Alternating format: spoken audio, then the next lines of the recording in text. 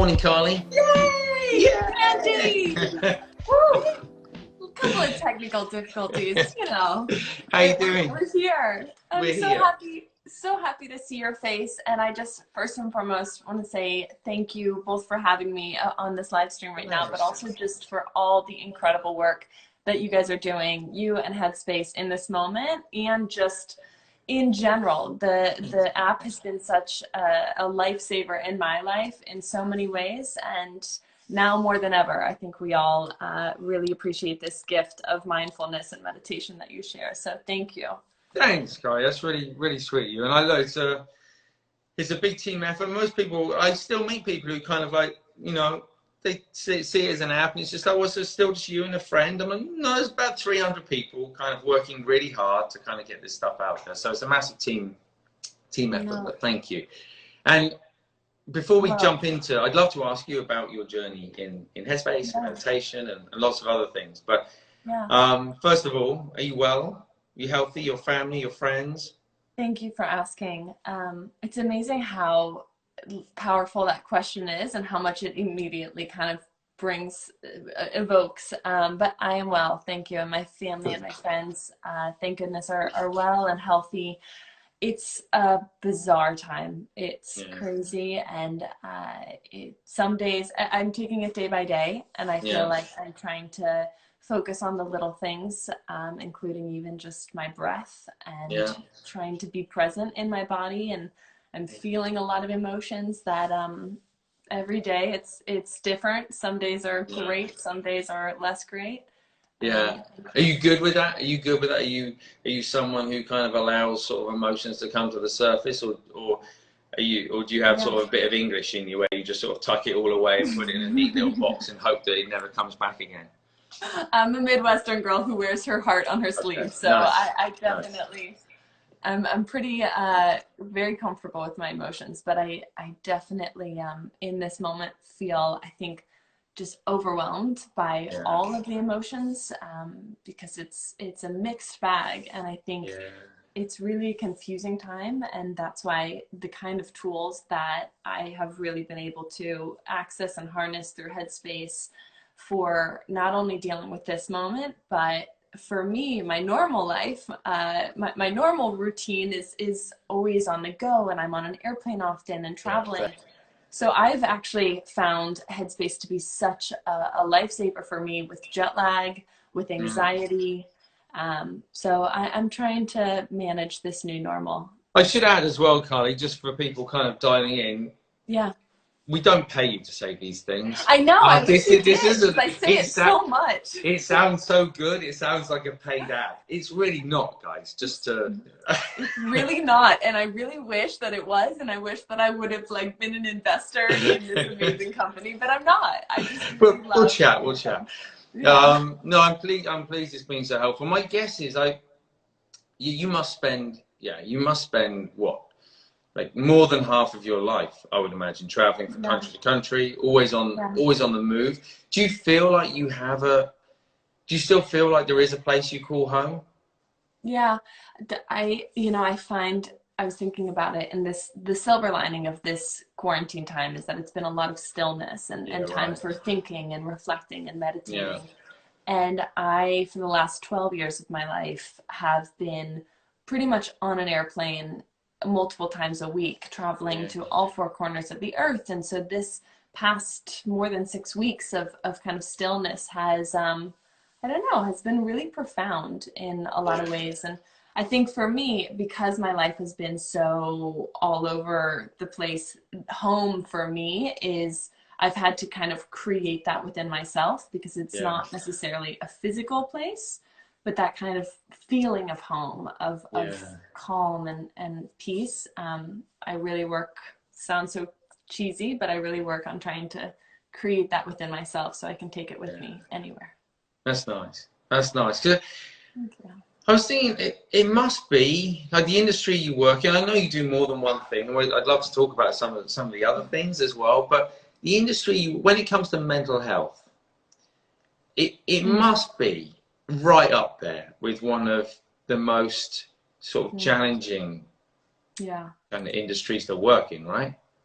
It definitely, I think just the physical travel that certainly that comes with being a model.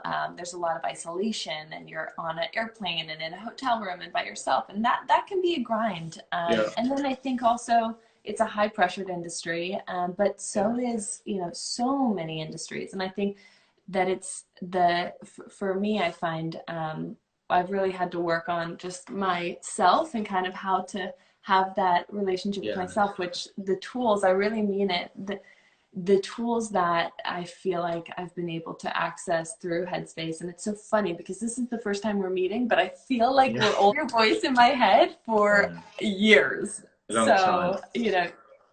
You've really been able to help me through a lot. That's good. That's good. It's funny. When I'm out and about sometimes, and I can be in an airport or something. Just recently, I was coming out of an elevator in an airport, and the door kind of opened, and this guy saw me, and he said, "Andy." And so I'm thinking, kind of, okay, I must know him. He came in for a big hug, and I'm thinking, wow, I must really know. I just cannot find. I'm like going through the Rolodex in my mind, thinking, who is this guy? And for him, like, we've been friends for years. We'd sat down, kind of. And it was really, it was really moving and really kind of touching. And but it's quite an intimate experience, I guess, kind of having. It is a very intimate experience that you have with everyone listening. And I want to ask the same question to you, Andy. How are you doing? I'm doing good. Thank you. We're very fortunate in that we're all healthy and well. I think it's tricky. All of our family, so for my wife and I, our extended family are in the UK. And it's not like that we're back and forth all the time anyway. It's more just the feeling of not being able to go there and not having seen family for a long time. Yeah. I think for my wife, especially last year, her father passed away.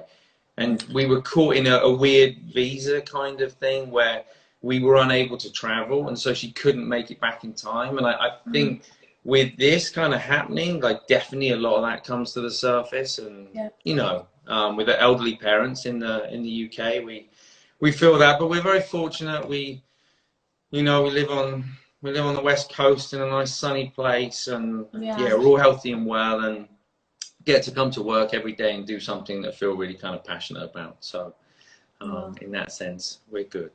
Thanks, Karlie. I'm thinking of your loved ones, and I know the feeling. My mom has pre-existing kind of respiratory issues, so she's a high risk kind of person who would be at risk of this, and so she's been quarantined for 8 weeks, and I miss her so much. It's really crazy, the little things we take for granted of just like, I can't wait to hug my mom.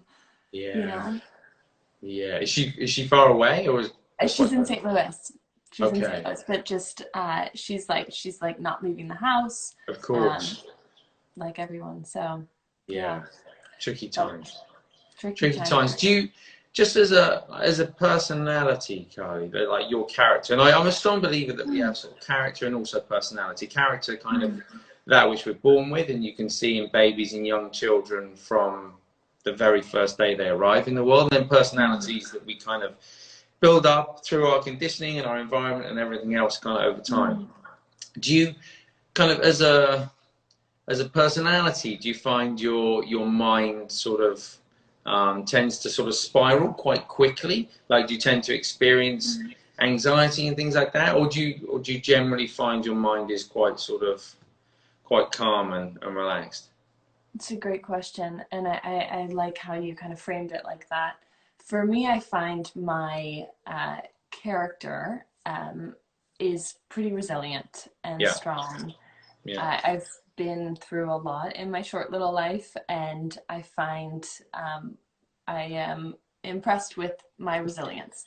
But I think my personality, definitely, to kind of frame it and separate it like that, definitely has moments of real anxiety and insecurity, as we all do as humans.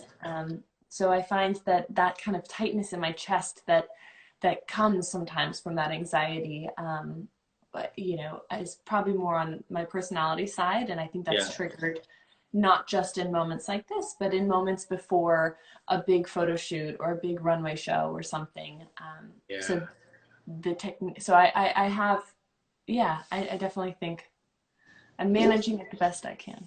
Yeah, as are we all, right? What's so that's an interesting one, right? Right, immediately before something big like that, Mm. what's the difference for you between anxiety and excitement? So, if I speak to a lot of performers, it's a very fine line, right? And almost to the extent that you could look at the same feeling, and one person could look at the feeling and say, "Oh, yeah, that's excitement," and another person could go, "Oh, that's terrifying." It's almost Yeah. like it's such a similar feeling. Are you able to kind of like lean into the feeling and embrace it as excitement more than kind of wanting to run away from it?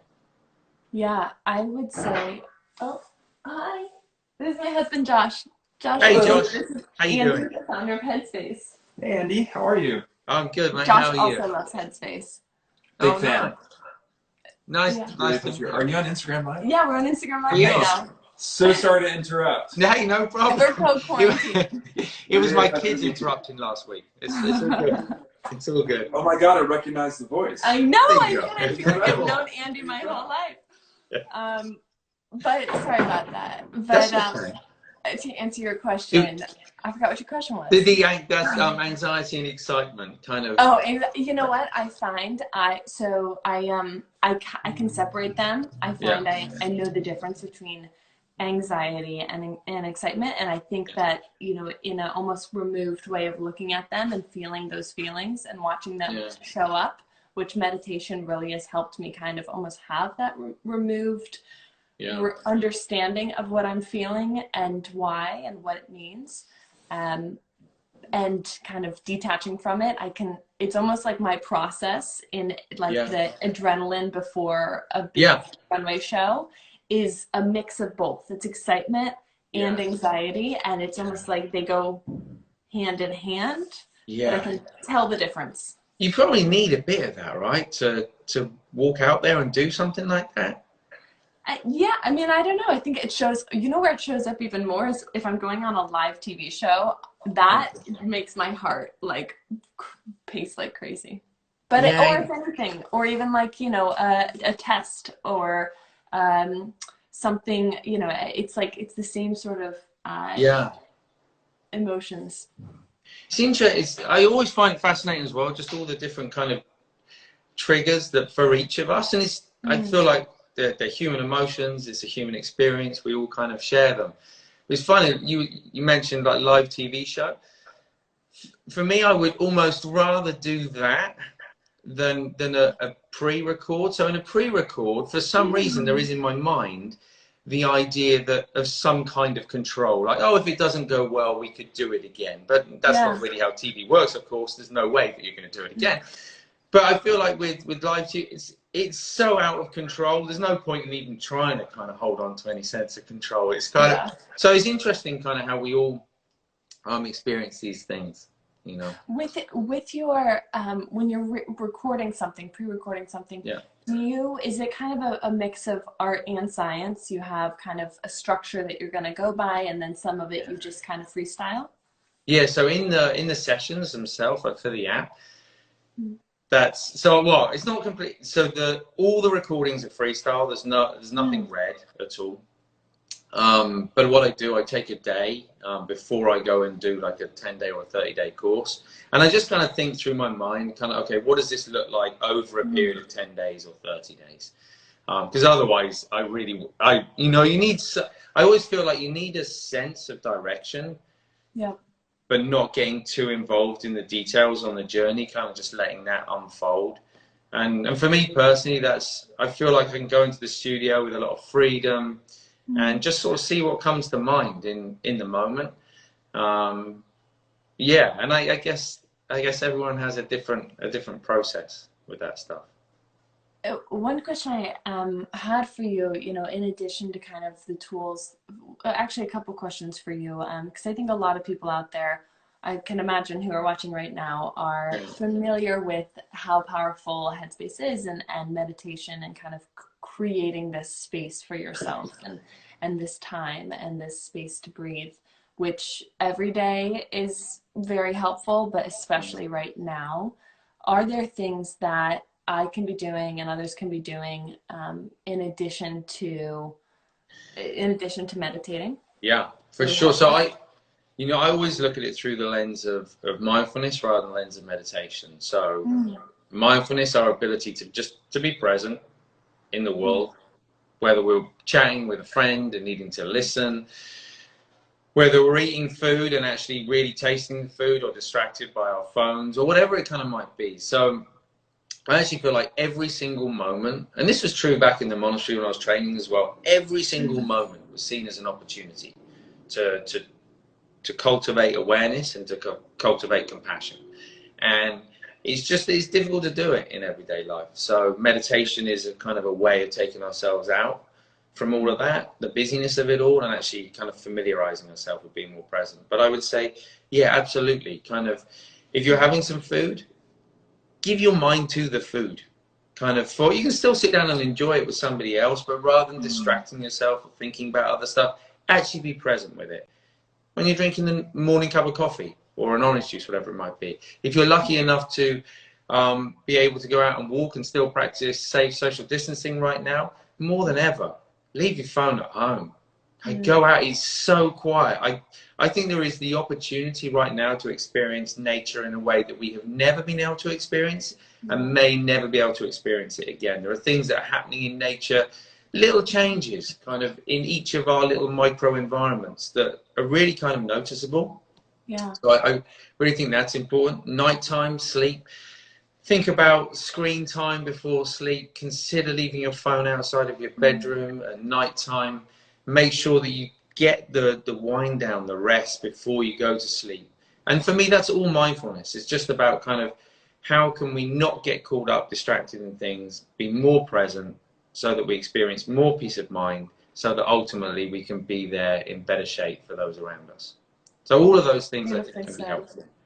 Thank you. And you reminded me how many countless times I've fallen asleep to your voice. So the sleep meditation or the sleep on the app is really great. So for anyone who's in need of some help sleeping. One other philosophical question I had for you, because I know you like tough questions. And Andy, just what's your perspective on, do you think there's a bigger reason why all of this is happening? And is it an opportunity for us as humanity to grow and evolve? Yes, I think it's really natural as human beings to try to make sense of the world. So like our dualistic mind, our intellectual mind, our thinking mind, that we spend so much time with during the day, like we want to make sense of stuff. And so I think when things happen, we kind of either like to lean into the idea of this is happening for a reason, or or find some other framework of belief or opinion to put around it for it to make sense. Through my training, I was always encouraged to sort of, as much as possible, to rest in uncertainty, kind of, and accepting that we simply don't know. We don't have the answers, and it's okay not to know. And it's scary, and of course we want to search for security and certainty. But there's something actually really freeing about that, because it kind of cuts through all the thinking. We have to kind of let go of all the thinking, and all we have is this moment right now. Yeah. Kind of free from any other kind of structure of, am I supposed to be doing something with this? I think life shows up in lots of different ways. There is, even though we may not feel it ourselves on an individual level, there is tragedy and suffering on a daily basis around the world in so many different people's lives, whether it's health, whether it's work, whether it's social, whether it's family, whatever it might be. And because we're living life within our own, I don't mean this in a critical way, within our own bubble. Of course we live within our own kind of world. We don't necessarily have exposure to that. But right now, because it's global, and because we're all so plugged into a news cycle and a social feed, which is capturing like everybody's experience of the same thing, even though it's happening in a different way in every household, I think it feels sort of a bit closer. So we're starting to, it feels like something bigger, like there almost must be a reason for it. I don't think there's a reason for it beyond this is life, kind of, as in life unfolds, and we are part of nature, we are nature, It's not like we're something separate from it, and we can change it. So I think it's more things happen, and then what do we choose to do with that as individuals, as communities, as nations, and as a world? So there are so many good lessons, I think, from this experience, whether it comes down to something as simple as planning and making sure that people working in frontline positions and support kind of positions have the things that they need, all the way through to looking at those maps of climate change over the last, or over the last, I don't know, I think it's two or 3 months, and how we're starting to see a resurgence of nature in places that we could never have imagined, and happening at a speed that we could never have imagined. And look, I know it's not sustainable for us all to stay locked in our homes forever. Like, that has to change. But I do think there are some really kind of important messages that we could take away, and hopefully we'll learn from. I agree. I absolutely agree. And what would be at the top of your list, Karlie? If out sort of the back of this, what would you hope that kind of, whether it's for you, your family, your friends, or for the world, that you kind of would hope that we'll take away as a learning? Yeah, I mean, I can speak to kind of what I certainly am taking away from this experience even already, is just how I really don't need much as an individual. Yeah. You know, I'm a really happy, simple person. I'm you know, and I don't feel like we all get so busy and thinking constantly about that next thing we're chasing or needing, whether it's a materialistic thing or an accomplishment. And I'm honestly really, I think I've realized, like, I really don't need much. I'm really happy with I don't know, and I'm grateful for the little things. I think the kind of both awareness and consciousness of how grateful I am. You know, we always say, I hope everyone is healthy and happy, but like, I really mean that. I really wholeheartedly I am grateful for health and at this time and happiness. And I don't know, I think just kind of there's a simplicity in how I'm thinking about what I want next, and the intentionality that I'm going to bring to all that I hope to do. Yeah, nice. Look, in a minute we're going to do an exercise, Karlie, if that's cool with you. Just a quick meditation. Before we do, I promised a few mums of young girls that I would ask you about your coding program. Yes. Do you mind sharing just a little bit about that? Yes, I'm so honored you asked. Thank you.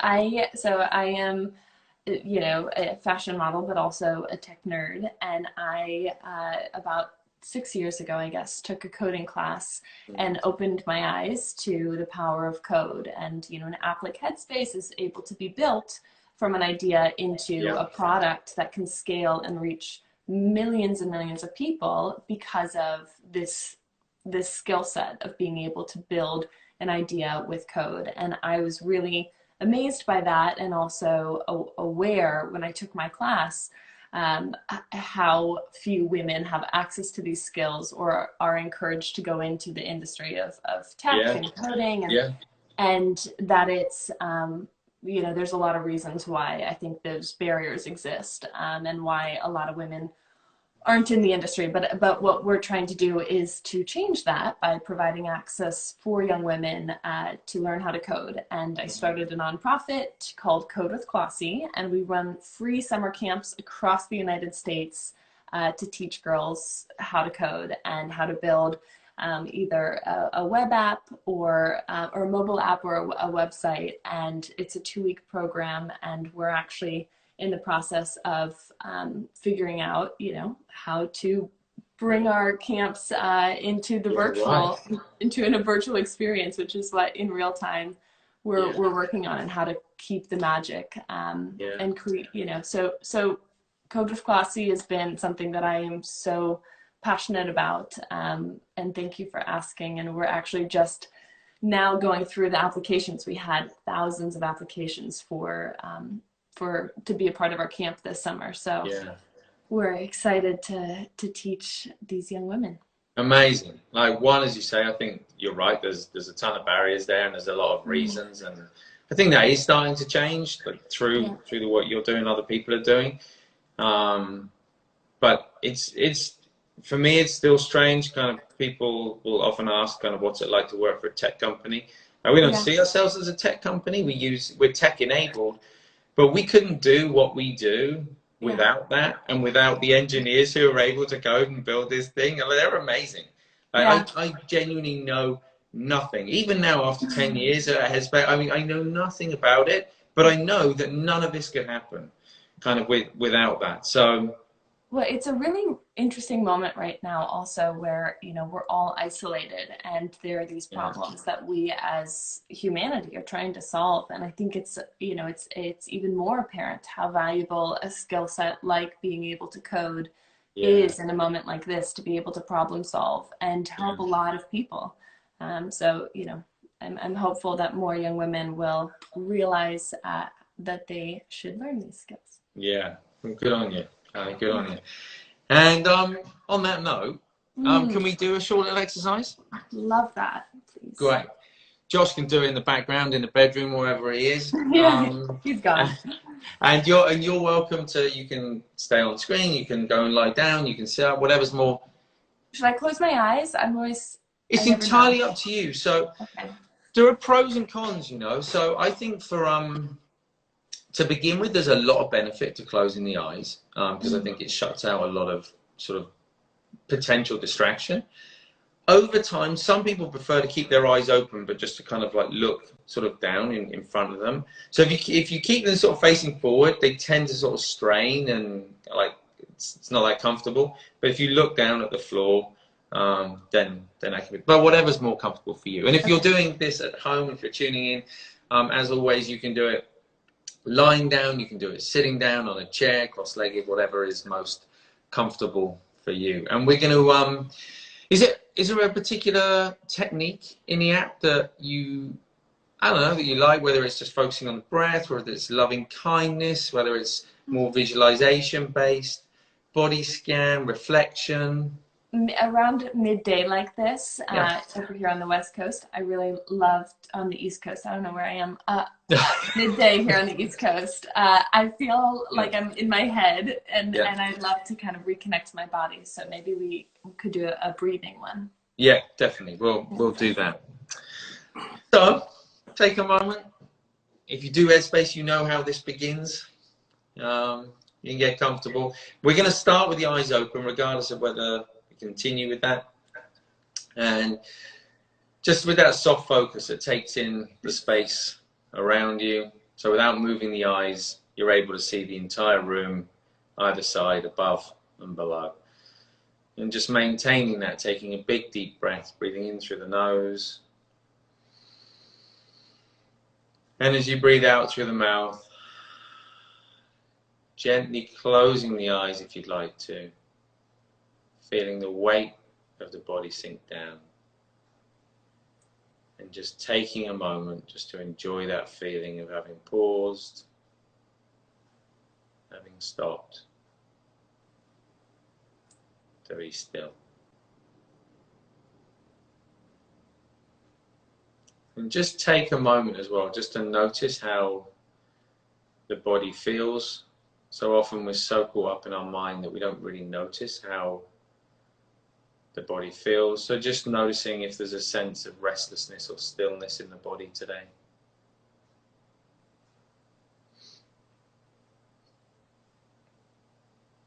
Perhaps a sense of heaviness or lightness.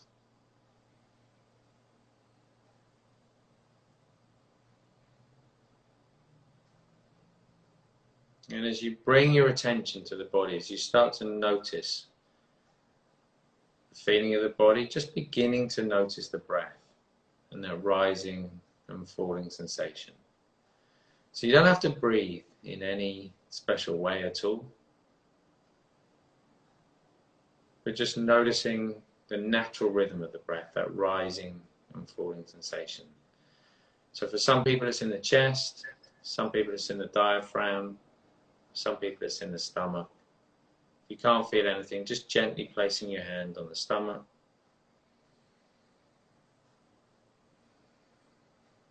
And we're just going to stay with that, just for the next minute. So the next 10 breaths or so. So the mind's going to get distracted. The mind's going to wander off for sure.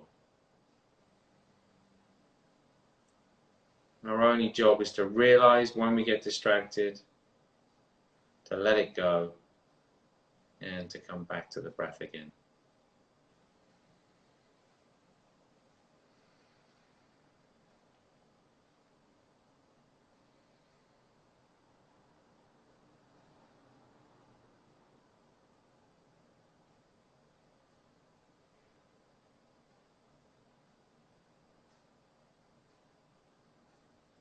So just noticing when the mind wanders, and just gently coming back to the breath again.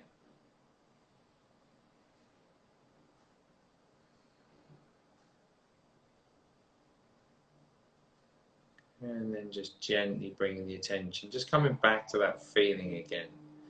That feeling of being grounded against the seat beneath you or the floor beneath the feet. Maybe just starting to notice the sounds around you again. And then whenever you're ready, just gently opening the eyes again.